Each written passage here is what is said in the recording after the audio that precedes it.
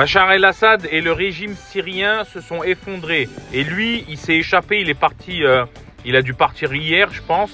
Il y a même des gens qui disent que son avion, il a été abattu. Ça, on ne sait pas.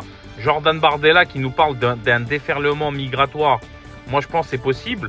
Parce que forcément, une partie de ceux qui ont été chassés par Assad, ils vont revenir. Mais la majeure partie, ils vont rester là où ils sont. Hein. Ils ne vont pas rentrer en Syrie. Hein. Parce que le pays, il est détruit, c'est un après-guerre, etc.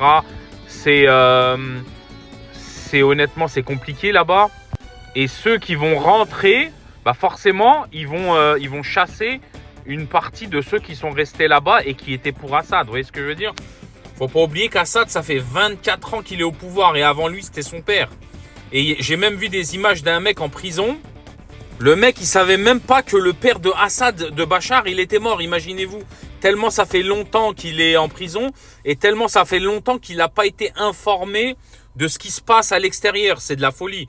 J'ai vu des images insoutenables, les prisons, les enfants. Le mec, c'était un vrai boucher. Hein. Maintenant, j'espère que ça va vite redevenir stable, ce pays. Vous en pensez quoi, vous, de ce qui se passe ?